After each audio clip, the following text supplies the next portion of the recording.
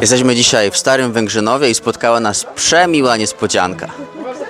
Śpimy w remizie i czujemy się jak na małym weselu. Cieszymy się, że możemy Was przyjąć w naszych skromnych progach remizy Ochotniczej Straży Pożarnej w Starym Węgrzynowie, w okrojonym składzie Koła Gospodyń Wiejskich, ale witamy serdecznie.